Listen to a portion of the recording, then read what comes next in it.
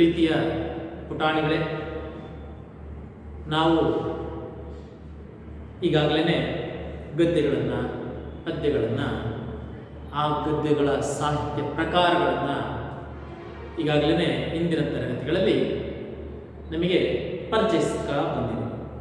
ಇಂದು ನಮ್ಮ 8ನೇ ತರಗತಿಯ ಗದ್ಯ 4ನೇ ಗದ್ಯವಾದಂತಹ ಸಾರ್ಥಕ ಬದುಕಿನ ಸಾಧಕ ಅನ್ನತಕ್ಕಂತಹ ಗದ್ಯವನ್ನು ಕುರಿತು ನಮಗೆ ಕೆಲವು ವಿಷಯಗಳನ್ನು ಹಂಚಿಕೊಳ್ಳಕ್ಕೆ ಬಯಸ್ತೀನಿ ಮಕ್ಕಳೇ. ಹುಟ್ಟು ಸಹಜ. ನಾವು ತಾಯಿ ಗರ್ಭದಿಂದ ಈ ಭೂತಾಯಿ ಮೇಲೆ ಬಂದ ನಂತರ ತಾಯಿ ತಂದೆಗಳ ನೆರಳಿನಲ್ಲಿ ಬೆಳೆದು ದೊಡ್ಡವರಾಗ್ತೀವಿ, ಶಿಕ್ಷಣವನ್ನು ಪಡ್ಕೊತೀವಿ, ಜ್ಞಾನವನ್ನು ಪಡ್ಕೊತೀವಿ. ಆದರೆ ಬಿಟ್ಟು ಹೊರಡುವಾಗ ಈ ಲೋಕಕ್ಕೆ ನಮ್ಮ ಕಾಣಿಕೆ ಏನು, ನಮ್ಮ ಕೊಡುಗೆ ಏನು, ನಮ್ಮ ಬದುಕು ಹೇಗಿತ್ತು ಅನ್ನತಕ್ಕಂಥದನ್ನ ಮೆಲುಕು ಹಾಕಿಕೊಳ್ತಾ ಹೋದಾಗ ಬದುಕಿನ ತುಂಬ ಕೆಟ್ಟ ಒಳ್ಳೆಯ ವಿಚಾರಗಳು ಸಾಕಷ್ಟಿದೆ. ಅಂಥದ್ರಲ್ಲಿ ಇಡೀ ಲೋಕ ಕಲ್ಯಾಣಕ್ಕೋಸ್ಕರ ತನ್ನ ಬದುಕನ್ನೇ ಸಾರ್ಥಕವಾಗಿಸಿಕೊಂಡ, ತನ್ನ ಬದುಕನ್ನೇ ತೆರೆದಿಟ್ಟ, ಒಂದು ರೀತಿ ಬದುಕನ್ನೇ ಅರ್ಪಿಸಿಕೊಂಡಂತಹ ಮಹನೀಯರ ಸಾಲಿನಲ್ಲಿ ನಿಲ್ತಕ್ಕಂತಹ ಒಂದು ಮಹಾಚೇತನ ಯಾವುದಪ್ಪ ಅಂದರೆ ಡಿ.ವಿ. ಗುಂಡಪ್ಪ.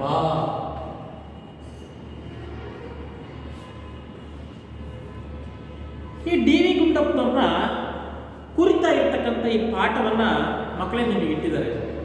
ಈ ಪಾಠ ಭಾಗದಲ್ಲಿ ಒಂದೆರಡು ಒಳ್ಳೆಯ ಸುಸಂದರ್ಭಗಳು ಸಿಗ್ತವೆ. ದಿವಾನ್ ಮಿರ್ಜಾ ಇಸ್ಮಾಯಿಲ್ ಜೊತೆ ನಡೆದಂತಹ ಒಂದು ವಾಕ್ಸಮರ ಅಲ್ಲ, ಒಡನಾಟ ಹಾಗೂ ಒಂದು ಸರಸ ಸಲ್ಲಾಪ, ಸರಸ ವಿರಸಗಳು, ಹಾಗೂ ವಿಶ್ವೇಶ್ವರಯ್ಯನವರ ಜೊತೆ ನಡೆದಂತಹ ಒಂದು ಸಂವಾದ, ಅವರ ನಡುವಿನಿದ್ದಂತಹ ಒಂದು ಒಡನಾಟ, ಆ ಸ್ನೇಹ, ಆ ಅವಿನಾಭಾವತೆ, ಜೊತೆಗೆ ಅವರ ಕುಟುಂಬದ ಒಂದು ಸಾಮಾಜಿಕ ಸ್ಥಿತಿ ಅಂದರೆ ಆರ್ಥಿಕ ಪರಿಸ್ಥಿತಿ, ಅವುಗಳ ನಡುವೆ ಅವರ ಬದುಕನ್ನು ಎಷ್ಟು ಸೊಗಸಾಗಿ ಕಟ್ಕೊಂಡಿದ್ರು. ನಮಗಳಂತೆ ಕಾಲೇಜು ಪದವಿಯನ್ನು ಪಡೆಯದೇ ಇದ್ದರೂ ಕೇವಲ ಪ್ರೌಢ ಶಿಕ್ಷಣವನ್ನೇ ಅಧ್ಯಯನ ಮಾಡಿ ಸುಮಾರು 3,000-6,000 ಒಂದು ಸಾಹಿತ್ಯದ ಒಂದು ಕವನ ಸಂಕಲನಗಳನ್ನು, ಸಾಹಿತ್ಯವನ್ನು ಹಾಗೂ ಇಂಥದಪ್ಪ ಪತ್ರಿಕೆ ಅಂಕಣ ಬರಹಗಳನ್ನು, ಒಂದು ರೀತಿ ಏರಳವಾಗಿರ್ತಕ್ಕಂಥ ಶ್ರೀಮಂತಿಕೆಯ ಸಾಹಿತ್ಯವನ್ನು ಕನ್ನಡ ಸಾರಸ್ವತ ಲೋಕಕ್ಕೆ ಬಿಟ್ಟುಕೊಟ್ಟು ಆ ಮಹಾಚೇತನ ತಮ್ಮ ಬದುಕನ್ನೇ ಒಂದು ಆದರ್ಶವಾಗಿ ನಡೆಸಿ ಸವಿಸಿ ಇವತ್ತು ನಮ್ಮಿಂದ ಭೌತಿಕವಾಗಿ ದೂರವಾಗಿದ್ದಾರೆ. ಅಂತಹ ಮಹಾಚೇತನವನ್ನು ಕುರಿತು ಪ್ರಸ್ತುತ ನಾನು ಈ ತರಗತಿಯಲ್ಲಿ ತಿಳಿಸ ಬಯಸ್ತೀನಿ ಮಕ್ಕಳೇ. ಡಿ.ವಿ. ಗುಂಡಪ್ಪನವ್ರನ್ನ ಅವರ ಒಂದು ಶತಕ ಸಾಹಿತ್ಯ, ಅವರ ನೀತಿ ಸಾಹಿತ್ಯದ ಕೆಲವೊಂದು ಪದ್ಯಗಳನ್ನ ನಿಮ್ಮ ನಡುವೆ ಹೇಳಕ್ ಬಯಸ್ತೀನಿ ಮಕ್ಕಳೇ. ನಗು ಮನದಿ ಲೋಗರ ವಿಕಾರಗಳನ್ನು ನೋಡಿ ಬಿಗಿತುಟಿಯ ದುಡಿವನ್ನು ನೋವು ಪಡುವಂದು ಹೋಗು ವಿಶ್ವ ಜೀವನ ಜೀವಾಂತರಂಗದಲ್ಲಿ ನಗನಗುತ್ತ ಬಾಳ್ ತೆರಳ್ ಮಂಕುತಿಮ್ಮ. ಇನ್ನೊಂದ್ಸಲ ಸರಳ ಕೇಳ್ಬಿಡಿ. ನಗು ಮನದಿ ಲೋಗರ ವಿಕಾರಗಳನ್ನು ನೋಡಿ ಬಿಗಿ ತುಟಿಯ ದುಡಿವೊಂದು ನೋವು ಪಡುವುದು ಹೋಗು ವಿಶ್ವ ಜೀವನ ಜೀವಾಂತರಂಗದಲ್ಲಿ ನಗು ನಗುತ್ತ ಬಾಳ್ ತೆರಳ್ ಮಂಕುತಿಮ್ಮ. ಇದರ ಅರ್ಥವನ್ನ ಸರಳವಾಗಿ ನಡುವೆ ಹಂಚ್ಕೊಳ್ತೀನಿ. ನಗು ಮಕ್ಕಳೇ, ನೀವು ನಗಬೇಕು. ಯಾರನ್ನ? ಲೋಗರ ವಿಕಾರಗಳನ್ನು ನೋಡಿ. ಇಲ್ಲಿ ಲೋಗರು ಅಂದ್ರೆ ಜನಸಾಮಾನ್ಯ, ಲೋಗರು ಜನಸಾಮಾನ್ಯರು. ನೀನು ಮನಸ್ಸಿನಲ್ಲಿ ನಗು ಮಗನೇ, ನಗು ಪುಟ. ಯಾವಾಗ? ಸಾಮಾನ್ಯರ ವಿಕೃತಗಳನ್ನ, ವಿಕಾರಗಳನ್ನ ಪ್ರಪಂಚದಲ್ಲಿ ನೋಡಿದಾಗ ನೀನು ಮನಸ್ಸಿನಲ್ಲೇ ನಗು. ಆ ನಗು ನಿನಿ ಮಾತ್ರ ಕೇಳಿಸ್ಬೇಕು, ಆ ನಗು ನಿನಿ ಮಾತ್ರ ಕಾಣಿಸ್ಬೇಕು. ಆ ನಗು ಎದುರುಗಡೆ ಇರ್ತಕ್ಕಂತಹ ನಿನ್ನಗ ಒಂದು ಸನ್ನಿವೇಶವನ್ನು ಕಟ್ಟಿಕೊಂಡಂತಹ ವ್ಯಕ್ತಿಯೇ ಕಾಣಬಾರದು. ಹಾಗೆ ನಿನ್ನ ಮನಸ್ಸಿನಲ್ಲೇ ನಗು. ಬಿಗಿ ತುಟಿಗೆ ದುಡಿಯುವೊಂದು, ನೋವ ಪಡುವೊಂದು. ಬಿಗಿ ಅಂದ್ರೆ ನಿನ್ನನ್ನ ನೀನು ಗಟ್ಟಿಯಾಗಿಸ್ಕೋ, ನಿನ್ನ ತುಟಿಗಳನ್ನು ಒಲಕ್ಕೋ. ಯಾವಾಗ? ನೀನು ನೋವನ್ನು ಪಡುವಾಗ, ನೀನು ದುಡಿಯುವಾಗ ನಿನ್ನ ಬಾಯಿಗಳನ್ನ ಕಟ್ಟಿಕೋ. ನೀನು ನಿನ್ನ ನೋವನ್ನ, ನಿನ್ನ ಕಷ್ಟವನ್ನ ಪರರ ನಡುವೆ ಹಂಚಿಕೊಳ್ಳೋ ಪ್ರಯತ್ನ ಮಾಡಬೇಡ. ಆ ಒಂದು ನೋವಿನ ಸನ್ನಿವೇಶದಲ್ಲಿ, ದುಃಖದ ಸನ್ನಿವೇಶದಲ್ಲಿ ನಿನ್ನ ತುಟಿಗಳನ್ನ ನೀನೇ ಬಿಗಿ ಮಾಡ್ಕೋ. ಆ ಸಂಕಟವನ್ನು ನೀನೇ ಅನುಭವಿಸು. ಹೋಗು ಹೋಗು ವಿಶ್ವ ಜೀವನ ಜೀವಾಂತರಂಗದಲ್ಲಿ, ಆ ಜೀವನದ ಅಂತರಂಗಕ್ಕೆ ನೀನು ತೆರಳು. ಹೋಗು, ನಗು ನಗುತ್ತ ಬಾಳ್, ತೆರಳು ಮಂಕುತಿಮ್ಮ. ಅಂದ್ರೆ ವಿಶ್ವ ಜೀವನ ಜೀವಾಂತರಂಗದಲ್ಲಿ, ಅಂದ್ರೆ ಪ್ರಪಂಚದ ಎಲ್ಲಾ ಸುಖ ದುಃಖಗಳನ್ನ, ಆ ಪ್ರಪಂಚದಲ್ಲಿ ನಿನಗಾಣ್ತಕ್ಕಂಥ ದುಃಖಗಳನ್ನ ನೋಡ್ತಾ ಹೋದಾಗ ನನಗಿರ್ತಕ್ಕಂಥ ದುಃಖ ಏನೇನು ಅಲ್ಲ. ಪ್ರಪಂಚದಲ್ಲಿ ನನಗಿಂತ ದುಃಖಿ ಮತ್ತೊಬ್ಬ ಇದ್ದಾರೆ. ನನಗಿಂತಲೂ ಎತ್ತರವಾಗಿರ್ತಕ್ಕಂತಹ, ನನಗಿಂತಲೂ ತೀವ್ರವಾಗಿರ್ತಕ್ಕಂಥ ದುಃಖವನ್ನು ಅನುಭವಿಸ್ತಿರ್ತಕ್ಕಂತಹ ವ್ಯಕ್ತಿಗಳು ಸಾವಿರಾರು ಜನ ಇದ್ದಾರೆ. ಅಂಥವರಲ್ಲಿ ನಾನು ಒಬ್ಬ ತೃಣ ಮಾತ್ರ. ಹಾಗಾಗಿ ನನ್ನ ದುಃಖವೇನೂ ಅಲ್ಲ ಅಂತೇಳಿ ಆ ಧೈರ್ಯವನ್ನು ಪಡೆದು ಸಾಗು. ನಗು ನಗುತ್ತಾ ತೆರಳು ಮಂಕುತಿಮ್ಮ. ಈ ಬದುಕನ್ನ, ಪ್ರತಿ ಕ್ಷಣವನ್ನ, ಪ್ರತಿ ದಿನವನ್ನ ನಗು ನಗುತ್ತಾ ಕಳಿ, ನಗು ನಗುತ್ತಾ ಅನುಭವಿಸು. ಒಟ್ಟಾರೆ ಬದುಕಿನ ಅನುಭವಗಳನ್ನ ದಟ್ಟವಾಗಿಸು, ಬದುಕನ್ನ ಸಂತೋಷದಿಂದ ಕಳೆ ಅಂತಕ್ಕಂತಹ ಒಂದು ಶತಕ ಸಾಹಿತ್ಯವನ್ನ, ನೀತಿ ಸಾಹಿತ್ಯವನ್ನ ನಿಮಗೆ ಒಂದು ತುಣುಕನ್ನು ತೋರಿಸ್ತೆ ಅಷ್ಟೇ. ಒಟ್ಟಾರೆಯಾಗಿ ಡಿ.ವಿ. ಗುಂಡಪ್ಪನವ್ರ ಬಗ್ಗೆ ಹೇಳಕೊಟ್ರೆ ಸಾಕಷ್ಟು ವಿಚಾರಗಳಿವೆ. ಕಲಿತಿದ್ದು ಕಡಿಮೆ ಆದರೂ ಕೂಡ ಅವರು ಸ್ವಯಂ ಜ್ಞಾನಾರ್ಜನೆಯಿಂದ ಅಪಾರವಾಗಿರ್ತಕ್ಕಂತಹ ಜ್ಞಾನವನ್ನ, ಅಪಾರವಾಗಿರ್ತಕ್ಕಂತಹ ಪಾಂಡಿತ್ಯವನ್ನ, ಮೇಧಾವಿತನವನ್ನ ಸಂಪಾದಿಸಿಕೊಂಡಿದ್ರು. ಹಾಗಾಗಿ ಅವರ ಒಂದು ಸ್ನೇಹಕ್ಕೋಸ್ಕರ ಎಂತೆಂಥ ದೊಡ್ಡ ದೊಡ್ಡ ವ್ಯಕ್ತಿಗಳು ಕೂಡ ಆತೋರಿತಾ ಇದ್ರು. ಅಂಥವ್ರ ಸ್ನೇಹ ಇರಬೇಕಪ್ಪ, ಅಂಥವ್ರ ಸಲಹೆ ಬೇಕಪ್ಪ, ಅಂಥವ್ರ ಮಾರ್ಗದರ್ಶನ ನನಗೆ ಬೇಕಪ್ಪ ಅಂತಕ್ಕಂತಹ ದೊಡ್ಡ ದೊಡ್ಡ ಅಧಿಕಾರಿಗಳು, ದೊಡ್ಡ ದೊಡ್ಡ ದಿವಾನಗಳು ಇವರೆಲ್ಲರೂ ಕೂಡ ಅವರ ಸ್ನೇಹವನ್ನು ಬಯಸ್ತಾ ಇದ್ದರು. ಹಾಗಾಗಿ ಇವರು ಏನಂತಹ ಗರ್ಭ ಶ್ರೀಮಂತರೇನಲ್ಲ. ಬದುಕಿಗೆ, ನಿತ್ಯ ಬದುಕಿಗೂ ಕೂಡ ಕಷ್ಟಪಡತಕ್ಕಂತಹ ಪರಿಸ್ಥಿತಿ ಅವರದಾಗಿತ್ತು. ಅಂಥ ವ್ಯಕ್ತಿಯ ಸ್ನೇಹಕ್ಕೆ ಎಂತೆಂಥ ದೊಡ್ಡ ವ್ಯಕ್ತಿಗಳೂ ಕೂಡ ಹಾತೊರಿತಾ ಇದ್ರು. ಅಂದರೆ ನೀವು ಊಹಿಸ್ಕೋಬೇಕು ಅವರ ಬದುಕು ಹೇಗಿತ್ತು, ಅವರ ವ್ಯಕ್ತಿತ್ವ ಹೇಗಿತ್ತು, ಅವರ ಒಂದು ತ್ಯಾಗದ, ಆದರ್ಶದ, ಮೌಲ್ಯಯುತ ಗುಣಶೀಲತೆ, ಗುಣಸಂಪನ್ನತೆ ಎಷ್ಟರಿಂದ ಕೂಡಿತ್ತು ಅಂತಕ್ಕಂಥದ್ದನ್ನ ನೀವು ಮನಗಾಣಬಹುದು. ಒಟ್ಟಾರೆಯಾಗಿ ಮಕ್ಕಳೇ, ಇಂಥ ಸಾಧಕರ ಪರಿಚಯದಿಂದ ನಮ್ಮ ಮನಸ್ಸಿನಲ್ಲಿ ಏನನ್ನ ನಾವು ತಂದುಕೋಬಹುದು ಅಂದರೆ, ನಾವ್ಯಾಕೆ ಅಂಥ ಬದುಕನ್ನು ಬಾಳಬಾರದು, ಅಂಥ ಜೀವನವನ್ನು ನಾವ್ಯಾಕೆ ನಡೆಸಬಾರ್ದು, ಅಂಥ ಆದರ್ಶಗಳನ್ನು, ಅಂಥ ಮೌಲ್ಯಗಳನ್ನು, ಅಂಥ ಗುಣಗಳನ್ನು ನಾವ್ಯಾಕೆ ಸಂಪಾದಿಸಬಾರ್ದು, ಅದ್ಯಾಕೆ ನಮ್ಮ ವ್ಯಕ್ತಿತ್ವವಾಗಿ ಅನ್ವಯಿಸಿಕೊಳ್ಬಾರ್ದು ಅಂತಕ್ಕಂತಹ ಹಂಬಲ ನಿಮ್ಮಲ್ಲಿ ಮೂಡಬೇಕು. ಆ ಉದ್ದೇಶದಿಂದ, ಆ ಸದುದ್ದೇಶದಿಂದಲೇ ಪ್ರಸ್ತುತ ಈ 8ನೇ ತರಗತಿಗೆ ಇಂಥ ವ್ಯಕ್ತಿಯ ಪರಿಚಯವನ್ನ ಇಟ್ಟಿದ್ದಾರೆ. ಅರ್ಥ ಆಗ್ತಿದ್ಯಾ? ಒಟ್ಟಾರೆಯಾಗಿ ಅಂಥವರ ಬದುಕು ನಮ್ಮ ಬದುಕಿಗೆ ಒಂದು ಒಳ್ಳೆಯ ಆದರ್ಶವಾಗಿರಬೇಕು, ಮೇಲ್ಪಂಕ್ತಿಯಾಗಿರಬೇಕು. ಆಗ ಅಂಥವರು ಸಾಗುವ ದಾರಿಯಲ್ಲಿ ನಾವು ನಡೆದರೂ ಸಾಕು, ನಿಜಕ್ಕೂ ನಾವು ಬದುಕಿದ್ದು ಸಾರ್ಥಕ, ನಮ್ಮದು ಒಂದು ಸಾರ್ಥಕ ಬದುಕು ಅನ್ನಿಸ್ಬೇಕು.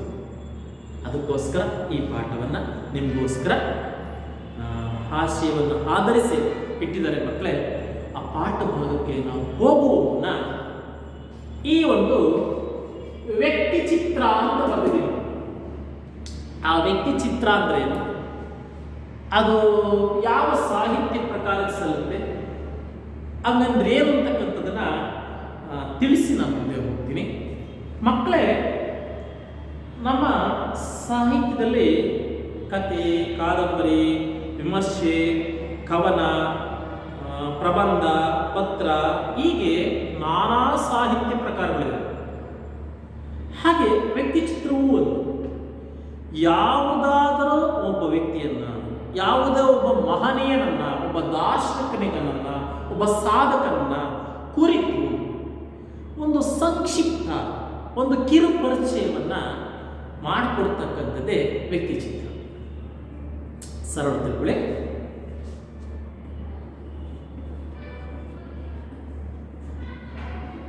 ಈಗ ಒಂದು ವ್ಯಕ್ತಿ ಚಿತ್ರ ಅಂತ ಬಂದಿದೆ.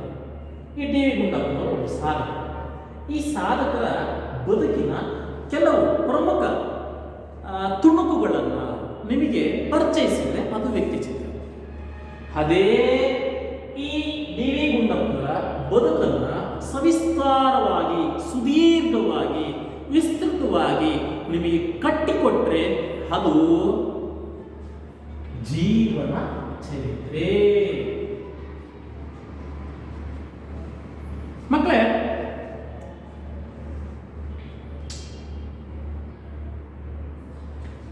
ಇವೆರಡು ವ್ಯತ್ಯಾಸ ಗೊತ್ತಾಯ್ತು.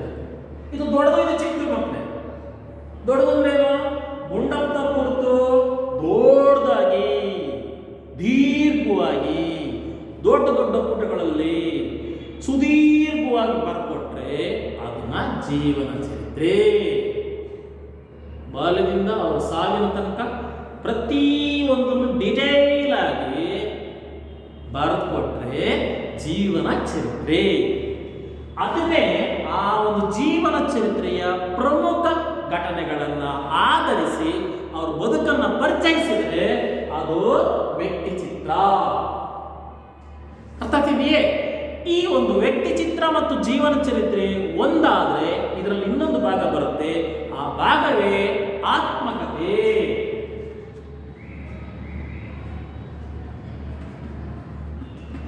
ಆತ್ಮಕಥೆ ಸರ್, ಆತ್ಮಕಥೆ ಅಂದ್ರೆ ಮಕ್ಕಳೇ, ಈ ಗುಂಡಪ್ಪನವ್ರ ಕುರಿತು ಬೇರೊಬ್ಬ ವ್ಯಕ್ತಿ ದೀರ್ಘ ಬರೆದ್ರೆ ಜೀವನ ಚರಿತ್ರೆ, ಚಿಕ್ಕದಾಗಿ ಬರೆದ್ರೆ ವ್ಯಕ್ತಿ ಚರಿತ್ರೆ. ಅದೇ ಗುಂಡಪ್ಪನವರು ತನ್ನನ್ನೇ ತಾನು ಕುರಿತು ಬರ್ಕೊಂಡ್ರೆ ಆತ್ಮಕಥೆ. ಬೇರೆಯವ್ರು ಬರೆದ್ರೆ ಜೀವನ ಚರಿತ್ರೆ, ಅವ್ರ ಬಗ್ಗೆ ಅವರೇ ಬರ್ಕೊಂಡ್ರೆ ಆತ್ಮಕಥೆ. ಅರ್ಥ ಆಗ್ತಿದೆಯೇ? ಇಷ್ಟು ಈ ಒಂದು ಪಾಠದ ಸಾಹಿತ್ಯ ಪ್ರಕಾರದ ಪರಿಚಯ. ವ್ಯಕ್ತಿ ಚಿತ್ರ, ಜೀವನ ಚರಿತ್ರೆ ಹಾಗೂ ಆತ್ಮಕಥೆ. ಹಾಗಾಗಿ ನಮ್ಮ ಮುಂದಿನ ಪದ ಪರಿಚಯವನ್ನು ಮಾಡಿಕೊಂಡು ನಮ್ಮ ಲೇಖಕರನ್ನ ಪರಿಚಯಿಸಿಕೊಳ್ಳೋಣ ಮಕ್ಕಳೇ. ನಮ್ಮ ಲೇಖಕರು NS ಲಕ್ಷ್ಮೀನಾರಾಯಣ ಭಟ್ಟ ಅಂತ, ಮೂಲತಃ ಶಿವಮೊಗ್ಗೆಯವರು. ಕ್ರಿಸ್ತಶಕ 26/10/1936 ಶಿವರಾಮ್ ಭಟ್ರು ಮತ್ತು ಮೂಕಾಂಬಿಕಾ ಅಂತಕ್ಕಂತಹ ತಾಯಿಯ ಮಗನಾಗಿ ಜನಿಸಿದಂಥವರು ಶ್ರೀದ್ರು. ಇವರು ಮೂಲತಃ ಒಳ್ಳೆಯ ವಾಗ್ಮಿ ಅಂದ್ರೆ ಮಾತುಗಾರ, ಸೊಗಸಾಗಿ ಮಾತಾಡ್ತಾರೆ. ಜೊತೆಗೆ ಭಾವಗೀತೆಗಳ ರಚನಾಕಾರ. ಮಕ್ಕಳ ಕುರಿತಾಗಿರ್ತಕ್ಕಂಥ ಭಾವಗೀತೆಗಳು, ದೊಡ್ಡವರ ಕುರಿತಾಗಿರ್ತಕ್ಕಂಥ ಭಾವಗೀತೆಗಳು, ಇವುಗಳ ಧ್ವನಿ ಸುರುಳಿಗಳನ್ನು ಇವರು ಸಾಕಷ್ಟು ಹೊರತಂದಿದ್ದಾರೆ. ಅಷ್ಟೇ ಅಲ್ಲದೆ ಒಬ್ಬ ಪ್ರೌಢ ವಿಮರ್ಶಕ, ಒಳ್ಳೆಯ ಅನುವಾದಕಾರ, ಒಟ್ಟಾರೆಯಾಗಿ ಒಬ್ಬ ಸುಸಂಸ್ಕೃತ ವ್ಯಕ್ತಿ ಇದ್ದಂಥವರು ಲಕ್ಷ್ಮೀನಾರಾಯಣ ಭಟ್ರು. ಇವರು ನಮ್ಮ ಮೈಸೂರು ವಿಶ್ವವಿದ್ಯಾಲಯದ ಕಲಾ ವಿಭಾಗದಲ್ಲಿ ಡೀನ್ ಆಗಿ ಕೆಲಸ ಮಾಡಿದರು, ಮುಖ್ಯಸ್ಥರಾಗಿ ಕೆಲಸ ಮಾಡಿದರು. ಜೊತೆಗೆ ಇವರು ರಚಿಸಿರ್ತಕ್ಕಂತಹ ಕವನ ಸಂಕಲನಗಳು ಒಂದು 3 ಇದ್ದಾವೆ. ವೃತ್ತ, ಸುರುಳಿ ಮತ್ತು ಚಿತ್ರಕೂಟ. ವೃತ್ತ, ಸುಳಿ ಮತ್ತು ಚಿತ್ರಕೂಟ ಅಂತಕ್ಕಂಥ 3 ಕವನ ಸಂಕಲನಗಳು ಬರೆದಿದ್ದಾರೆ. ಅಷ್ಟೇ ಅಲ್ಲದೆ ದೀಪಿಕಾ, ಭಾವಸಂಗಮ, ಬಂದೇ ಬರ್ತಾವ ಕಾಲ, ಬಾರೋ ವಸಂತ, ಅಭಿನಂದನ ಅಂತಕ್ಕಂತಹ ಕೆಲವು ಭಾವಗೀತೆಗಳ ಧ್ವನಿ ಸುರುಳಿಗಳನ್ನು ಹೊರತಂದಿದ್ದಾರೆ. ಜೊತೆಗೆ ಮಕ್ಕಳ ಕುರಿತಾಗಿರ್ತಕ್ಕಂತಹ ಭಾವಗೀತೆಗಳು ಯಾವಪ್ಪ ಅಂದರೆ ನಂದನ, ಕಿನ್ನರಿ, ಕಿಶೋರ, ಇಂತಹ ಭಾವಗೀತೆಗಳು ಮಕ್ಕಳಿಗಾಗಿ ಹೊರತಂದಿರತಕ್ಕಂತಹ ಧ್ವನಿ ಸುರುಳಿಗಳು. ಒಟ್ಟಾರೆಯಾಗಿ ಇವರು ರಚಿಸಿದಂತಹ ಸಾಹಿತ್ಯ ರತ್ನ ಸಂಪುಟ. ಸಾಹಿತ್ಯ ರತ್ನ ಸಂಪುಟ ಇದು ಮಹನೀಯರ ದಾರ್ಶನಿಕರ ಕುರಿತಾಗಿರ್ತಕ್ಕಂಥ ಒಂದು ಸುದೀರ್ಘವಾಗಿರ್ತಕ್ಕಂತಹ ಒಂದು ಸಂಪುಟ. ಇಂತಹ ಒಂದು ಸಾಹಿತ್ಯ ರತ್ನ ಸಂಪುಟದಿಂದಲೇ ಪ್ರಸ್ತುತ ಸಾರ್ಥಕ ಬದುಕಿನ ಸಾಧಕ ಅಂತಕ್ಕಂತಹ ಪಾಠ ಭಾಗವನ್ನ ಆರಿಸಿಕೊಳ್ಳಲಾಗಿದೆ. ಮಕ್ಕಳೇ, ಅವರ ಒಂದು ಲೇಖಕರ ಪರಿಚಯವನ್ನು ಸರಳವಾಗಿ ಬರೀತೀನಿ, ನೋಡ್ಕೊಳ್ಳಿ.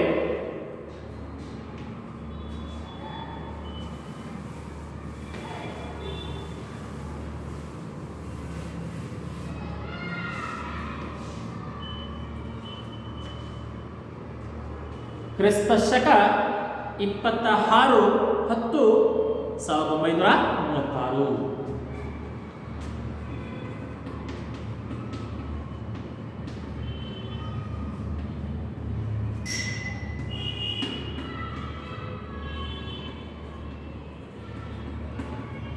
ಮೂಲತಃ ಶಿವಮೊಗ್ಗ, ತಂದೆ ಶಿವರಾಮ ಭಟ್ಟ.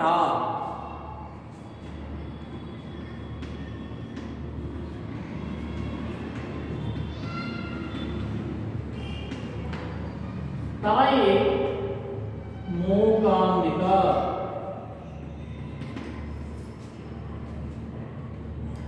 ಇವರ ವೃತ್ತಿ ಮೈಸೂರು ವಿಶ್ವವಿದ್ಯಾಲಯದ ಕಲಾ ವಿಭಾಗಕ್ಕೆ ಸಂಬಂಧಪಟ್ಟಂತಹ ಮುಖ್ಯಸ್ಥರು ಹಾಗೂ ಅಲ್ಲಿನ ಪ್ರಾಧ್ಯಾಪಕರು.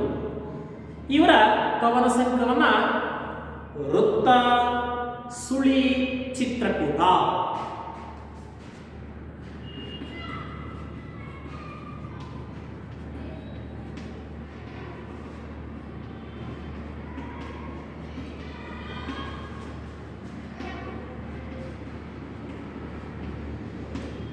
ಚಿತ್ರಕೂಟ ಈ ಮೂಲ ಸರಳವಾದ ನೆನಪು. ವೃತ್ತ, ಸುಳಿ, ಚಿತ್ರಕೂಟ. ಇನ್ನ ಅವರ ಭಾವಗೀತೆಗೆ ಸಂಬಂಧಪಟ್ಟಂತ ಧ್ವನಿ ಸುರುಳಿಗಳು ಮಕ್ಕಳೇ ಬಂದೇ ಬರ್ತಾವ ಕಾಲ,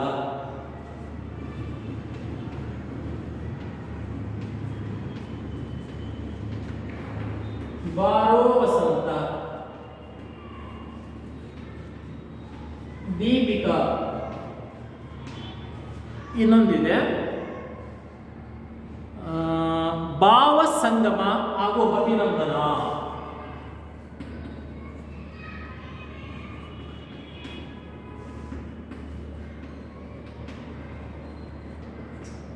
ಇನ್ನ ಕಿನ್ನರ, ಕಿಶೋರ ಹಾಗೂ ನಂದನ. ಈ ಮೂರು ಮಕ್ಕಳ ಕುರಿತಾದಂತಹ ಧ್ವನಿ ಸುರುಳಿಗಳು. ಇವು ನಮಗೆ ದೊಡ್ಡರಿಗೆ ಸಂಬಂಧಪಟ್ಟಂತಹ ಧ್ವನಿ ಸುರುಳಿಗಳು. ಬಂದೇ ಬರ್ತಾವ ಕಾಲ, ಬಾರ ವಸಂತ, ದೀಪಿಕಾ, ಭಾವಸಂಗಮ, ಅಭಿನಂದನ. ಮಕ್ಕಳೇ, ಈ ಒಂದು ಪಾಠಕ್ಕೆ ಅತಿ ಮುಖ್ಯವಾಗಿ ಬೇಕಾಗಿರ್ತಕ್ಕಂತಹ ಸಾಹಿತ್ಯ ಅಂದ್ರೆ ಆತರ ಕೃತಿ ರತ್ನ ಸಾಹಿತ್ಯ ರತ್ನ ಸಂಪುಟ.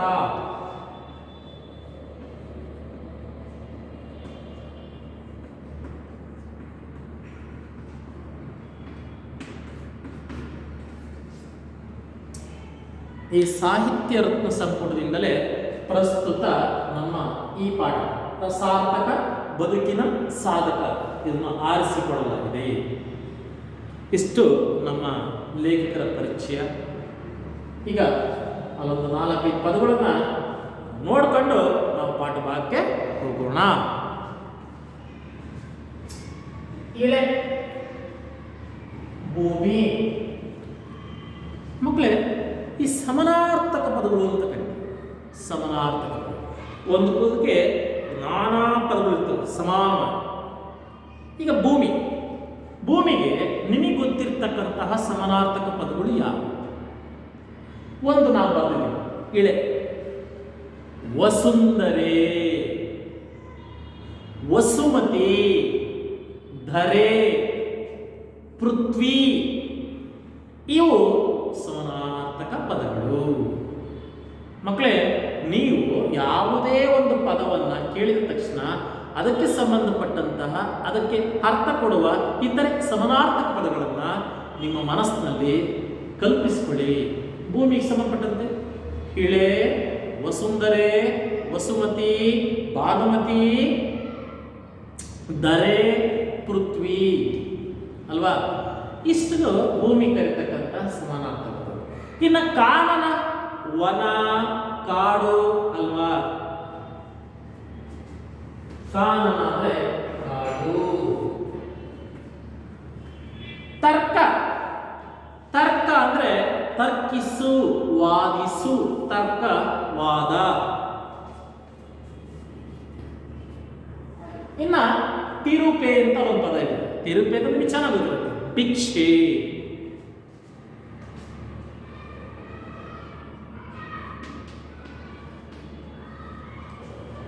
ಪರಮೋಚ್ಚ, ಪರಮೋಚ್ಚ ಅಂದ್ರೆ ಉನ್ನತ, ಎತ್ತರವಾದ.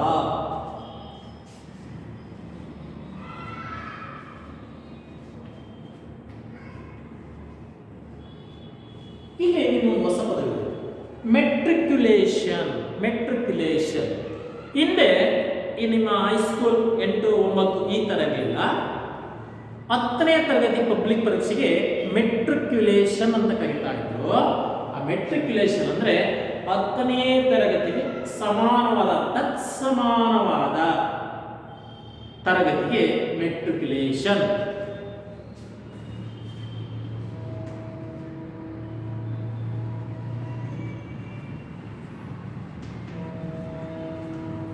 ಮೇಧಾವಿ, ಮೇಧಾವಿ ಅಂದ್ರೆ ಪಾಂಡಿತ್ಯ, ಬುದ್ಧಿವಂತ.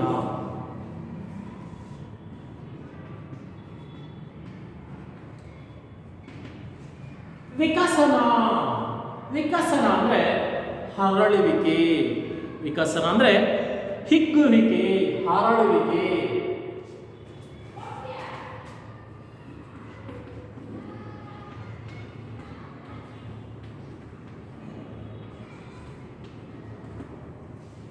ಸಂಭಾವನೆ, ಸಂಭಾವನೆ ಅಂದ್ರೆ ಗೌರವಧನ.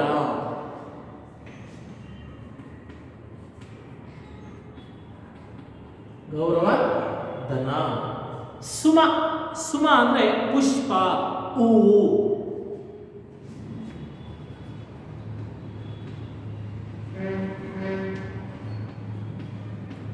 ಇಷ್ಟು ಪದಗಳ ಪರಿಚಯ. ನೀವು ಮನೆಯಲ್ಲಿ ಸುಮಾರು ಕನ್ನಡದ 3-4 ಪದಗಳಿಗೆ ಸಮಾನಾರ್ಥಕ ಪದಗಳನ್ನು ಪಟ್ಟಿ ಮಾಡಿ. ಆಮೇಲೆ ಇದರಲ್ಲಿ ನಿಮಗೆ ಕೆಲವು ಯಾವುದಾರ ಒಂದು ಪದಗಳಿಗೆ 2-3 ಪದಗಳಿಗೆ ಸ್ವಂತ ವಾಕ್ಯಗಳನ್ನು ರಚಿಸಿ. ಆಗುವುದಾ? ಇಷ್ಟ ಸಾಕು. ಈಗ ನಮ್ಮ ಪಾಠ ಭಾಗಕ್ಕೆ ಹೋಗೋಣ.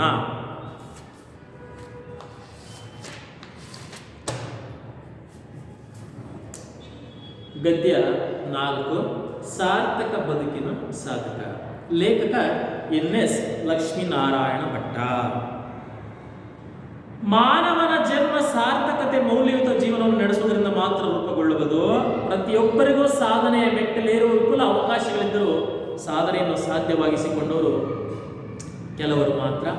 ಇಂಥ ಸಾರ್ಥಕ ಬದುಕನ್ನು ಕಟ್ಟಿಕೊಂಡು ಮೌಲ್ಯಯುತ ಜೀವನ ನಡೆಸಿದ ಮಹಾನ್ ವ್ಯಕ್ತಿಗಳ ಜೀವನದ ಪ್ರಮುಖ ಘಟನೆಗಳ ಸ್ಥೂಲ ಪರಿಚಯವನ್ನು ಕಲಾತ್ಮಕವಾಗಿ ದಾಖಲಿಸುವುದೇ ವ್ಯಕ್ತಿ ಚಿತ್ರ. ಮಕ್ಕಳೇ, ನಾನು ಆರಂಭದಲ್ಲಿ ಹೇಳಿದೆ, ನಮಗೆ ಭಗವಂತ ತಂದೆ ತಾಯಿಗಳ ಮುಖಾಂತರ ಈ ಭೂಮಿಗೆ ಕಳಿಸ್ಕೊಟ್ಟಿದ್ದಾನೆ. ನಮಗೆ ಸಾಧನೆ ಮಾಡೋಕ್ಕೆ ಸಾಕಷ್ಟು ವಿರಳವಾಗಿರ್ತಕ್ಕಂಥ, ವಿಪುಲವಾಗಿರ್ತಕ್ಕಂಥ ಅವಕಾಶಗಳು ನಮಗಿದ್ರೂ ಕೂಡ ನಮ್ಮಲ್ಲಿ ಆ ಒಂದು ಶ್ರದ್ಧೆ ಇಲ್ಲದೆ, ಆ ಪರಿಶ್ರಮವಿಲ್ಲದೆ, ಆ ಒಂದು ಗುರಿನ ತಲುಪತಕ್ಕಂಥ ಸಾಮರ್ಥ್ಯವಿದ್ದರೂ ಕೂಡ ನಮ್ಮ ಅಲಸಿತನದಿಂದ, ಸೋಮಾರಿತನದಿಂದ ನಾವೇನಾಗ್ತೀವಿ? ಸಾಧಕರಾಗದೆ 3ರಲ್ಲಿ ಮತ್ತೊಂದಾಗಿ ಜೀವನವನ್ನು ಕಳ್ಕೊಂಡು ಹೋಗ್ತೀವಿ. ಆದರೆ ಕೆಲವು ವ್ಯಕ್ತಿಗಳು ತಮ್ಮ ನಿಸ್ಪೃಹ ಗುಣದಿಂದ, ಸ್ವಯಂ ಪಾಂಡಿತ್ಯದಿಂದ, ಸರಳವಾದ ಬದುಕಿನಿಂದ, ಒಳ್ಳೆಯ ಮೌಲ್ಯಗಳ ಗಳಿಕೆಯಿಂದ ಅಪಾರವಾಗಿರ್ತಕ್ಕಂಥ ಸಾಮಾಜಿಕ ಕಳಕಳಿಯ ಹೊಣೆಗಾರಿಕೆಯಿಂದ ತಮ್ಮ ಬದುಕನ್ನ ಒಳ್ಳೆ ರೀತಿ ಸಲ್ಲಿಸ್ತಾರೆ. ಯಾವುದೇ ಒಂದು ಅಧಿಕಾರಕ್ಕಾಗಿ, ಹಣಕ್ಕಾಗಿ ಆಸೆ ಪಡದೆ, ಆ ಲಾಲಾಸೆಗಳಿಗೆ ಬಲಿಯಾಗದೆ, ಸರಳ ಸ್ವಚ್ಛ ಹೃದಯ ಶ್ರೀಮಂತಿಕೆಯಿಂದ ಎತ್ತರವಾದಂತಹ ಸಾಧನೆಯನ್ನು ಮಾಡಿ ನಮ್ಮ ನಡುವೆ ಅವರು ಶಾಶ್ವತ ಉಳ್ಕೊಂತಾರೆ. ಅಂಥವರ ಸಾಧಕರು ನಿಜಕ್ಕೂ ಅಪರೂಪ. ಅಂಥ ಸಾಧಕರ ಒಂದು ಗುಣಗಳನ್ನು, ಆ ಸಾಧನೆಗಳನ್ನು ಪರಿಚಯಿಸ್ತಕ್ಕಂತಹ ಸಾಹಿತ್ಯ ಪ್ರಕಾರ ಈ ಒಂದು ವ್ಯಕ್ತಿ ಚಿತ್ರ. ಅರ್ಥ ಐತೆ? ಅಧಿಕಾರ ಅಂತಕ್ಕಂಥದ್ದು ಮನುಷ್ಯನನ್ನ ಒಂದು ರೀತಿ ಅಗ್ನಿ ಪರೀಕ್ಷೆ, ಸತ್ವ ಪರೀಕ್ಷೆಗೊಳಪಡಿಸುತ್ತೆ. ಅಧಿಕಾರ ಹೇಗೆ ಸರ್? ಕೆಲವರು ಹೇಳುವ ಪ್ರಕಾರ ಅಧಿಕಾರ ಒಂದು ಮುಳ್ಳಿನ ಹಾಸಿಗೆ. ಯಾಕೆ? ಅಧಿಕಾರ ಬಂದಾಗ ಆ ಅಧಿಕಾರದ ಪಿತ್ತ, ಮದ ಸಹಜವಾಗಿ ವ್ಯಕ್ತಿಯನ್ನ ಕೆರಳಿಸುತ್ತೆ. ಅವನಲ್ಲಿರ್ತಕ್ಕಂಥ ದುರ್ಗುಣಗಳನ್ನು ಪ್ರಚೋದಿಸುತ್ತೆ. ಅವನಿಗೆ ಅಹಂ ಅಂತಕ್ಕಂಥ ಭಾವ ಉಟ್ಕೊಂಡಾಗ ಅವನೇನ್ ಮಾಡ್ತಾನೆ? ತಪ್ಪು ದಾರಿಗೆ ಸಹಜವಾಗಿಯೇ ಸಾಕ್ತಾನೆ. ಅಂತಹ ಅಧಿಕಾರ ಸಿಕ್ಕರೂ ಕೂಡ ತನ್ನ ತನವನ್ನು ಕಳೆದುಕೊಳ್ಳದೆ, ಅಧಿಕಾರವನ್ನು ಚಲಾಯಿಸದೆ ಉಪಯೋಗಿಸಿಕೊಂಡು ಒಂದು ಸಮಾಜಕ್ಕೆ, ಆ ಒಂದು ಕಳೆಗೆ, ಆ ಸಮಾಜದ ಒಂದು ಅಂತರಂಗಕ್ಕೆ ತನ್ನದೇ ಇರತಕ್ಕಂಥ ಕೊಡುಗೆಯನ್ನು ಕೊಡ್ತಕ್ಕಂಥದ್ದು ನಿಜಕ್ಕೂ ಒಬ್ಬ ಶ್ರೇಷ್ಠ ಸಾಧಕನ ಬದುಕು. ಅಂಥವರ ಸಾಲಿಗೆ ಸೇರ್ತಕ್ಕಂಥವರು ನಮ್ಮ ದೇವನಹಳ್ಳಿ ವೆಂಕಟರಮಣಯ್ಯ ಗುಂಡಪ್ಪ. ಇವರು ಮೂಲತಃ ಒಳ್ಳೆಯ ಸಾಹಿತಿ, ಒಳ್ಳೆಯ ವಾಗ್ಮಿ, ಒಳ್ಳೆಯ ಚತುರ ರಾಜಕಾರಣಿ. ಅಷ್ಟೇ ಅಲ್ಲದೆ ಒಳ್ಳೆ ಮೇಧಾವಿ.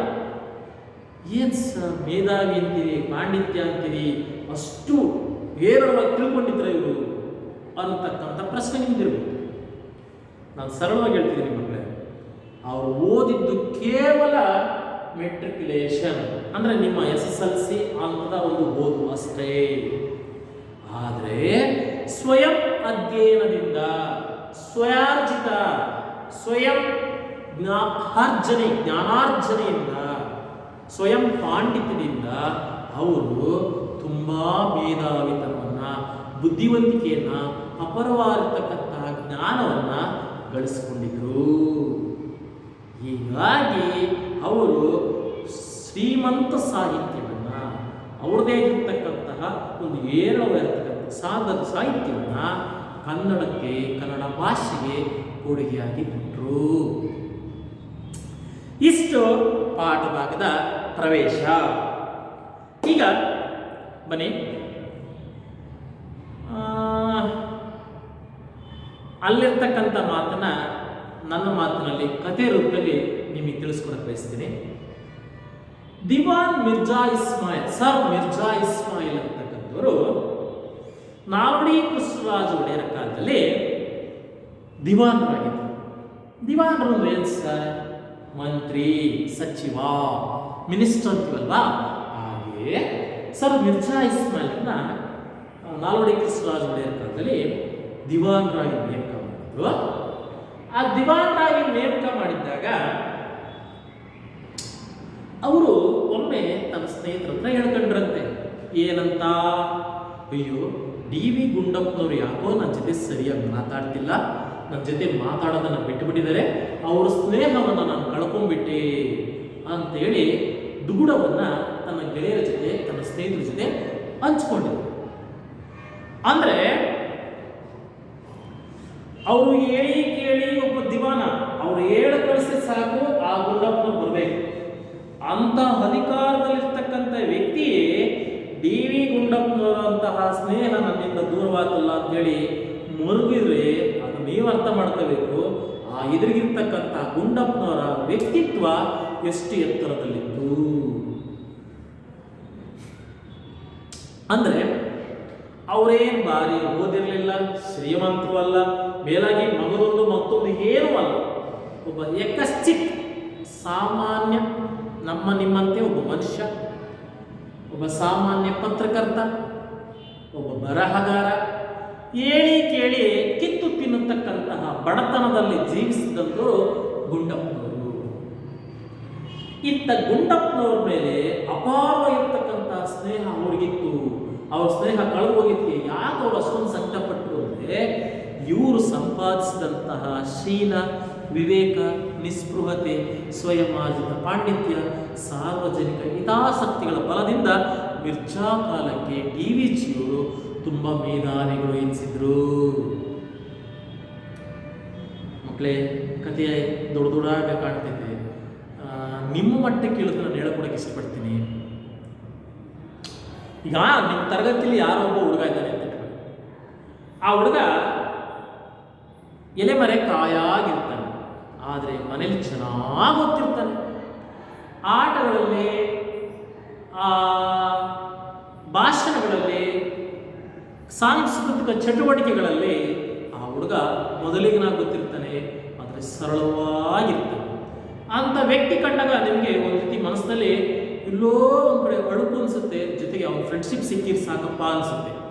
ಹಾಗೆ ಇವರು ಎಲೆ ಮಲೆ ಕಾಯಾಗಿದ್ರು, ಕಿತ್ತು ತಿನ್ನೋ ಬಡತನ ಇದ್ರೂ ಕೂಡ ಅವರಲ್ಲಿ ಇದ್ದಂತಹ ಆ ಒಂದು ವ್ಯಕ್ತಿತ್ವಕ್ಕೆ ಎಂತೆಂಥ ಮಹಾನುಭಾವರೇ ಮಾರು ಹೋಗಿದ್ರು. ಅರ್ಥ ಆಗ್ತಿದೆಯೇ? ಬನ್ನಿ, ಇವರು ಎಲ್ಲಿ ಹುಟ್ಟಿರು, ಅವ್ರ ವಿದ್ಯಾಭ್ಯಾಸ ಎಲ್ಲಿ ನಡೀತು, ಅವ್ರಿಗೆ ಸಹಾಯ ಮಾಡಿದಂಥ ಮಹಾನುಭಾವರು ಯಾರು ಅಂತಕ್ಕಂಥದ್ರ ತಿಳ್ಕೊಳ್ಳೋಣ. ಮಕ್ಕಳೇ, ದೇವನಹಳ್ಳಿ ವೆಂಕಟರಮಣಪ್ಪ ಗುಂಡಪ್ಪ, DV ಗುಂಡಪ್ಪ, ಇವರು ಕೋಲಾರ ಜಿಲ್ಲೆಯ ಮುಳುಬಾಗಿಲಿನಲ್ಲಿ ಜನಿಸಿದವರು. ಇವರ ತಂದೆ ವೆಂಕಟರಮಣಯ್ಯ, ತಾಯಿ ಹಲಮೇಲಮ್ಮ.